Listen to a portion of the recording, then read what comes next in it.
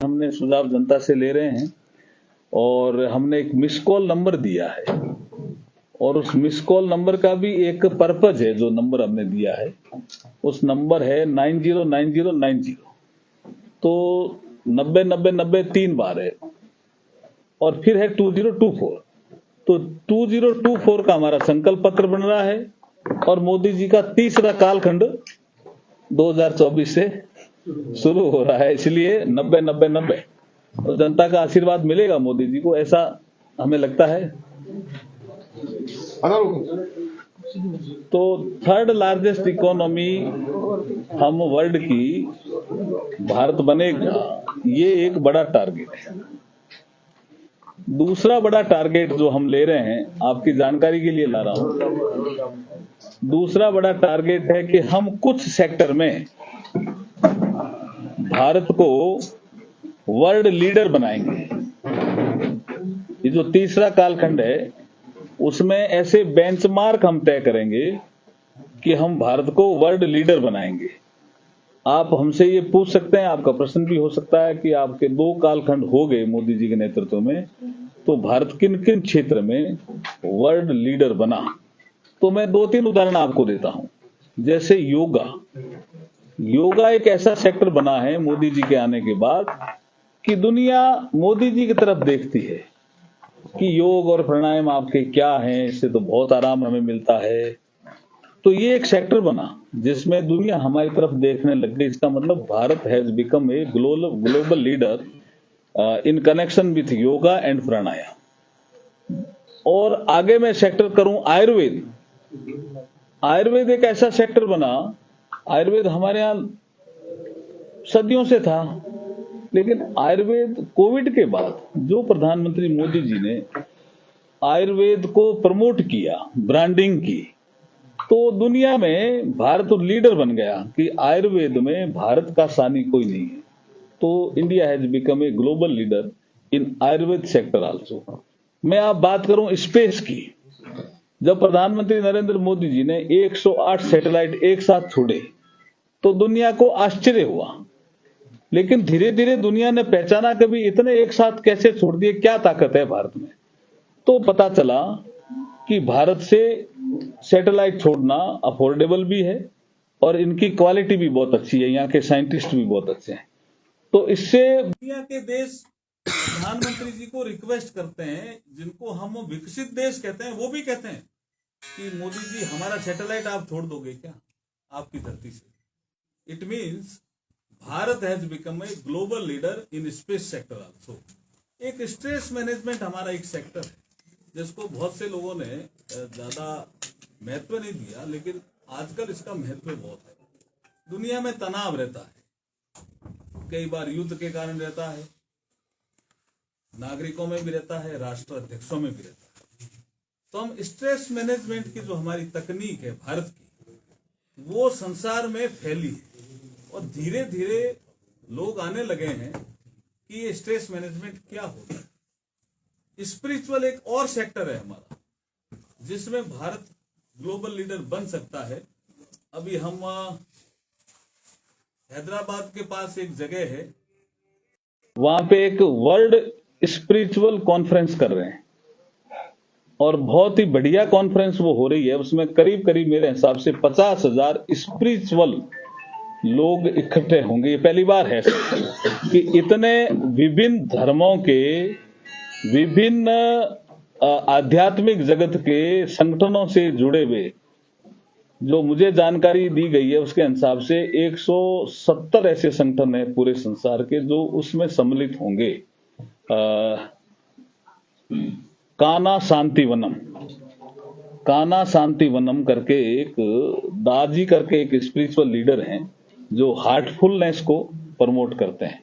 वैसे उसको पुराना नाम उनका सहज मार्ग था, लेकिन उन्होंने हार्टफुलनेस नाम दिया नया, और हार्टफुलनेस के कारण वो बहुत चर्चित हुए हैं पूरे संसार में। उसमें सदगुरु भी है, माँ भी है, स्वामी रामदेव जी भी हैं, हमारे श्री श्री रविशंकर जी भी हैं।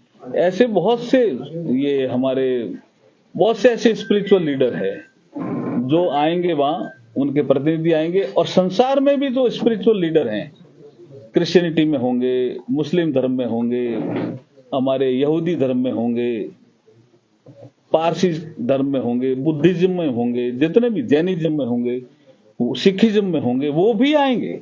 तो ये एक करीब करीब 50,000 स्पिरिचुअल लोगों का एक जो अभी जो ये कॉन्फ्रेंस होगी, वर्ल्ड स्पिरिचुअल कॉन्फ्रेंस जिसको हमने नाम दिया है, इससे एक मैसेज आएगा कि भारत इनहेरेंट पावर रखता है स्पिरिचुअल सेक्टर की, जिसमें मैं कई बार देखता हूं कि बीकानेर भी रखता है स्पिरिचुअल सेक्टर की इनहेरेंट पावर, बीकानेर भी रखता है। ऐसे बहुत से शहर, बहुत से स्थान भारत में हैं। तो स्पिरिचुअल सेक्टर में भी हम क्या वर्ल्ड लीडर बन सकते हैं?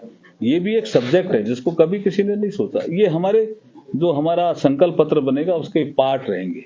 उसमें एग्रीकल्चर सेक्टर को हम कैसे डेवलप करेंगे, इंडस्ट्रियल सेक्टर को कैसे डेवलपमेंट करेंगे, विरासत को भी जिंदा रखेंगे, विकास भी लगातार कराएंगे, रेलवे का कैसे विकास करेंगे, आने वाले समय में सिविल एविएशन सेक्टर बहुत तेजी से बढ़ रहा है, इसका इंफ्रास्ट्रक्चर कैसे खड़ा करेंगे, रोड कनेक्टिविटी कैसे बढ़ाएंगे, समुद्री मार्ग को कैसे सहज करेंगे, वाटरवे कैसे ठीक करेंगे। बहुत ऐसे चैप्टर हैं हमारे संकल्प पत्र के जो इस पे हम चर्चा कर रहे हैं। और आपके भी कोई सुझाव होंगे तो हम आपके भी सुझाव आमंत्रित करेंगे, क्योंकि भारत को विकसित भारत बनाने में सबके योगदान की जरूरत है। भारतीय जनता पार्टी ने ये कार्यक्रम हाथ में लिया है और कहा है कि इसका प्रचार प्रसार भी होना चाहिए, लोगों को पता चलना चाहिए कि संकल्प पत्र इस स्तर का बन रहा है। संकल्प पत्र भारतीय जनता पार्टी का जो 2024 के चुनाव के लिए इस स्तर का बन रहा है, ये जानकारी होनी चाहिए। इसके लिए आज की ये प्रेस कॉन्फ्रेंस है। ये मुझे इनिशियल कुछ रिमार्क करने थे, बाकी आपके सवालों के लिए मैं जितना मेरी क्षमता होगी मैं जवाब देने की कोशिश करूंगा। कब तक तैयार हो जाएगा? ये अभी हम सुझाव तो ईमेल, व्हाट्सएप ग्रुप के माध्यम से सबसे ले रहे हैं। मुझे लगता है कि अभी आदर्श आचार संहिता की एक बार घोषणा हो जाए तो उसके बाद इसको हम इसका डेट्स को तय करेंगे और उसकी भी जानकारी देंगे। अच्छी मतलब आमतौर पे चुनाव के बिल्कुल जब वोटिंग के नहीं पहले करेंगे, नहीं पहले करेंगे। ये रूटीन वर्क को नहीं लिया। प्रधानमंत्री मोदी जी ने कहा कि जो घोषणा पत्र है ना, ये जनता की अपेक्षाओं के अनुरूप बनना चाहिए, ये रूटीन वर्क नहीं है। इसलिए उनकी जानकारी भी जनता को होनी चाहिए। इसकी कमेटी भी काफी अच्छी बनाई है, जहां तक मैं समझ पा रहा हूँ। मैंने तो उसकी वर्कशॉप अटेंड की है, उससे मुझे लगता है कि लेवल रखा है उन्होंने इस कमेटी में। अटल जी के समय एक तो सारे हाईवे को आपस में इंटरकनेक्ट करने का एक बड़ा प्लान था, जो आज उसका असर दिख रहा है। आज पूरे हिंदुस्तान में मतलब हाईवे सारे जुड़े हुए। उसके साथ उनके नदियों को आपस में जोड़ने का एक प्लान था, जिससे कि कहीं सूखा नहीं हो और कहीं बाढ़ नहीं आए, तो उनका आपस में इंटरकनेक्ट हो। उसी का लोकल कनेक्शन में बीकानेर में सरस्वती नदी की भी हम खोज कर सकते हैं। उसी प्रोजेक्ट में वो इन्वॉल्व भी था, उसके लिए शायद एक फंड भी इन्वॉल्व हुआ था। तो क्या हम बीकानेर कनेक्ट करते हुए क्या उनको भी उसका भी इस पर वर्क करेंगे? बात आप एकदम ठीक है। इसका अध्ययन अटल जी के समय तो बहुत तेजी से हुआ था। उसके बाद एक सरस्वती नदी को डेवलपमेंट करने के लिए हरियाणा में एक बोर्ड भी बना है और कुछ वैज्ञानिकों ने इस रास्ते को ढूंढा है कि सरस्वती नदी नीचे बह रही है। कुछ वैज्ञानिक ऐसा कहते हैं। मुरली मनोहर जोशी जी जब एक कमेटी के अध्यक्ष होते थे, उन्होंने भी एक प्रेजेंटेशन दिया था हमें। तब मैंने इसमें, जैसे आपने क्वेश्चन किया ना, तो ऐसे ही मैंने क्वेश्चन किया था। तब वहां के एक वैज्ञानिक ने मुझे बताया कि आपके ये ऋषियों के स्थान थे, कपिल मुनि, करदम ऋषि से कौडम देश, दत्तात्रेय से दियात्रा, ये ऐसे ही नाम थे। और बाड़मेर में, जैसलमेर में एक जगह ऐसी निकली है तो अपना भी पानी बाहर आ रहा है। तो ये विषय तो बहुत गंभीर आपने उठाया है। ये संकल्प पत्र का हम चर्चा करेंगे। ये विषय को पार्ट तो नदियों को जोड़ने वाला तो है ही, लेकिन सरस्वती नदी जो 2 भागों में बहती थी, ऐसा कहते हैं लोग कथाओं में भी, कि एक फिर प्रयाग जाती थी, वहां जाकर के वो बीकानेर के और एक है बीकानेर के भवनाथ कोठारी जी थे जो गौसवा अध्यक्ष, उनका भी इसमें थोड़ा वर्क है, कुछ उनके पास दस्तावेज है। मैं आपसे कुछ ले लूंगा। और बाकी तो रामदेव जी का एक भजन है जिसमें ये चर्चा आती है, गंगा जमुना बेवे सरस्वती, और रामदेव जी बाबो स्नान करे तो नदी बहती जनी स्नान करता तो नहीं तो कटू करता है। मीडिया की उपस्थिति बता रही है कि मोदी जी से भी लोकप्रिय है आप, जिस तरह से आज आपको कवरेज मिल रहा है, इतने लोग आए। मेरा एक छोटा सा सवाल है, दो सवाल है दरअसल मेरे।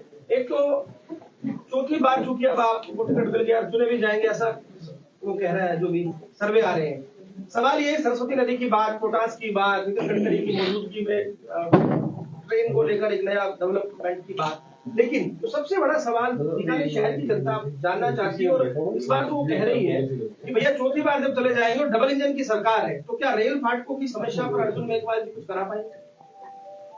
बिल्कुल आप ठीक कह रहे हैं कि ये समस्या बीकानेर दशकों से झेल रहा है। मेरी इसकी हर 15 दिनों में मैं इसकी समीक्षा तो करता ही करता हूं, लेकिन अब जो मैं एक नतीजे पे पहुंचा हूं, क्योंकि कभी कोई आरओबी का विरोध कर देता है, कभी कोई आरयूबी का विरोध कर देता है, कोई कभी कहता है टेक्निकल फिजिबल नहीं है, कोई कहता है दुकानें टूटेगी, ये सब, कोई कहता बाईपास इसमें फिजिबल है। हाईकोर्ट में भी मामला चल रहा है, आपकी जानकारी में है। लेकिन अब जो एक मामला मुझे लगता है कि एक मीटिंग जीएम एनडब्ल्यूआर के यहाँ हुई, उसमें उन्होंने इसको पाया कि ये अब फिजिबल है। ये क्यों फिजिबल है कि दोहरीकरण में हमारा ये प्रोजेक्ट आ गया। कौन सा? Bikaner railway station to Lalgarh. पहले ये रुक रहा था, अब उन्होंने सैंक्शन कर दिया, दोहरीकरण करना ही करना है, क्योंकि बीकानेर रेलवे स्टेशन का हम 471 करोड़ रुपए लगा करके विकास कर रहे हैं, तो रेलवे स्टेशन तो बंद नहीं होना है। और ये हमारा हिस्टोरिकल भी है रेलवे स्टेशन, इसमें लोगों की भावनाएं भी जुड़ी हुई है।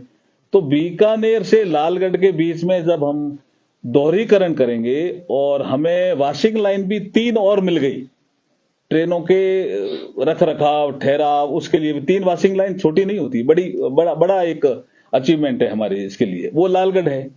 तो दोहरीकरण जैसे ही होगा तो उसके बाद आरओबी भी बन जाएगा और आरयूबी भी बन जाएगा, ये जीएम साहब कह रहे हैं।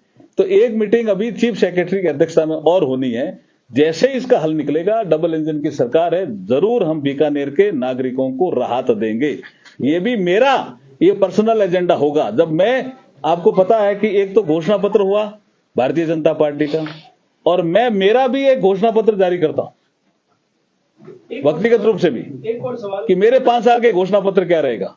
अब देश के बड़े दलित नेताओं में शुमार होते हैं, कानून मंत्री तो है ही है। एक चीज देखने में आ रही है, और शायद आप भी इससे बात रखेंगे, कि दलितों के उत्थान में जो बड़ा कारण रहा वो आरक्षण, खासतौर पर सरकारी नौकरियों में आरक्षण की व्यवस्था रही।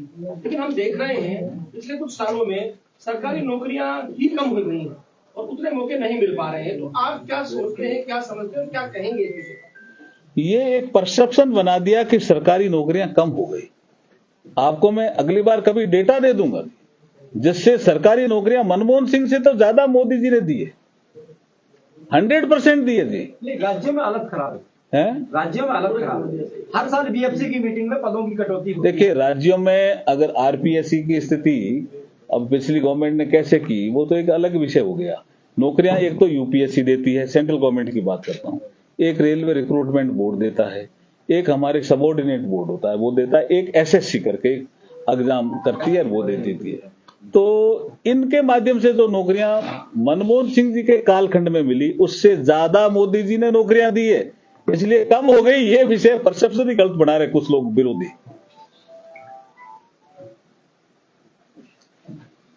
सर, जो स्पिरिचुअल में हम विश्वगुरु बनने की जो बात आपने अभी कही, तो इसमें अपने क्या कैसे प्लानिंग करेंगे? स्पिरिचुअल में कैसे, एक तो जैसे ये हो रहा है, इसका रोड मैप क्या रहेगा? क्या थोड़ा डिटेल में इसको थोड़ा ब्रीफ करूं क्या आपको? मैं हम विश्वगुरु बनने, आपने ये बात बड़ी बात कही है। ये अगर आप श्याम जी, अगर थोड़ा समय हो तो थोड़ा इसको ब्रीफ करूं, क्यों हम इसको लेना चाहते हैं। देखिए, हमारे जो शरीर है ना हमारा, इसके 4 पार्ट है, एक बॉडी, एक माइंड, एक इंटेलेक्ट और एक सोल। इस पे जितना ज्यादा अध्ययन हमारे ऋषियों ने किया, किसी ने नहीं किया। 500 ज्ञानेंद्रियों का भी, 500 कर्मेंद्रियों का भी। जो भौतिक शरीर आपका दिखता है, इसके अंदर एक और शरीर है जिसको हम सूक्ष्म शरीर बोलते हैं, अंग्रेजी में उसको एस्ट्रल बॉडी बोलते हैं। उसमें कर्मेंद्रियां नहीं होती, खाली ज्ञानेंद्रियां ही होती है। और उसके अंदर एक और शरीर है जिसको हम कैजुअल बॉडी बोलते हैं। लेकिन पहले लोग नहीं मानते थे, लेकिन जब योगानंद जी बाहर गए कैलिफोर्निया, जब उन्होंने समझाया, महेश योगी बाहर गए, जब उन्होंने समझाया, आज हमारे धर्मगुरु बाहर जाकर के समझाते हैं कि ये साइंस है, तो लोगों के समझ में आ रहा है कि तनाव में हीलिंग देते हैं, ये क्या कारण है। तो उन्होंने कहा बॉडी, माइंड, इंटेलेक्ट और सोल एक पेज पे आने से आदमी बैलेंस्ड रहता है, सकारात्मक सोचता है, कभी नेगेटिव नहीं सोचता। तो ये विश्व के लिए धरोहर है कि भारत इसको दुनिया के देशों को भी समझाएं कि भारत के पास ये ताकत है। तो ये समझानी चाहिए। और ये मोदी जी के कालखंड में ये आगे विषय, अलग अलग विषय में ऐसा तो है नहीं कि दुनिया में धर्म नहीं है। बुद्धिज्म हमला, जापान, चाइना, आपका पूरा साउथ ईस्ट एशियन कंट्री में बुद्धिज्म फैला हुआ है। ऐसा तो है नहीं मिडिल ईस्ट में पूरा मुस्लिम धर्म फैला हुआ है। आगे हमारा क्रिश्चियनिटी फैली हुई है। ऐसा तो है नहीं कि धर्म है नहीं, धर्म के लोग धर्म की बात करते नहीं, ऐसा है नहीं। लेकिन स्पिरिचुअलिटी, रिलीजन की बात करना अलग है, स्पिरिचुअलिटी की बात करना ये अभी मोदी जी के कालखंड में ज्यादा बड़ी है और इसमें भारत ताकत रखता है। इसलिए ये जो सम्मेलन हो रहा है, ये बहुत बड़ा सम्मेलन है। इससे कई चीजें निकल के बाहर आएगी और जब ये कई चीजें निकल के बाहर आएगी तो बीकानेर में भी ऐसा कोई बड़ा सेंटर बन सकता है। कानून मंत्री जी, बाबा रामदेव को सुप्रीम कोर्ट कहता है कि आप एडवर्टाइज नहीं करेंगे, और उसके बाद भी बाबा रामदेव एडवर्टाइज करता है आर्टिकल में, फिर उस पर फाइन लगाता है सुप्रीम कोर्ट। और तो न्यायालय में चल ही रहा है ना मामला। मैं एक चीज बता दूं कि बाबा रामदेव जी को हम योग का गुरु तो मानते ही है ना। वो चीजें तो आज हम अगर देखते हैं कि बाबा रामदेव जी का योगदान, तो बाबा रामदेव जी से पहले पार्क में कितने लोग योग करते थे, प्रचार प्रसार भी किया है। प्राणायाम पहले कहते थे गुरु ही कराएगा प्राणायाम। रामदेव जी ने कहा नहीं आप, मैं बताता हूँ, आप मेरी कैसेट ले लो, प्राणायाम कर लो। प्राणायाम से लोगों को लाभ भी हुआ, इसलिए पार्क में बैठते हैं जी। हम थोड़ी कहते हैं, कोई ये थोड़ी कहते हैं आप पार्क में जाकर के प्राणायाम करो। लोग करते हैं, लाभ होता है उनको, इसलिए करते हैं। नहीं, वो समोसे से जो वो कृपा बरसाते हैं, वो बाबा भी यही कहते हैं। नहीं, मैं स्पिरिचुअल लीडर की बात कर रहा हूँ जी। मैं स्पिरिचुअल लीडर अलग होते हैं जी। मैं स्पिरिचुअल लीडर की बात कर रहा हूँ। सर, आपके एक साथी सांसद पार्टी छोड़ गए हैं, उन्होंने बहुत सारे आरोप लगाए हैं। उन्हें को टॉर्चर किया जा रहा था, किसानों की बात सुनते नहीं है, सामंती बात हो रही है। अर्जुन मेघवाल जी उनके साथ सांसद भी रहे, इस विषय पर कहेंगे। और डोटासरा ने ये बयान भी दिया है कि लगातार सांसद छोड़ रहे हैं और भाजपा में जो जा रहे हैं वो ऐसे लोग हैं जिनका जनाधार नहीं है। नहीं, मेरे वो साथी संसद में भी रहे हैं। मैं तो जब शुरू का कलेक्टर था तब उनके माताजी जिला प्रमुख थी। तो कौन से सोच से उनके पिताजी 4 बार एमपी बने, कौन से सोच से उनकी माताजी जिला प्रमुख बनी, कौन से सोच से उनके माताजी एक बार एमएलए भी बनी, कौन से सोच से उनकी माताजी एक बार समाज कल्याण बोर्ड की अध्यक्ष भी बनी, कौन से सोच से राहुल कसवा जी एमपी बने। सोच तो वही था ना। अब याद आया क्या उनको? सर, जिस तरह से दूसरी पार्टी से आपकी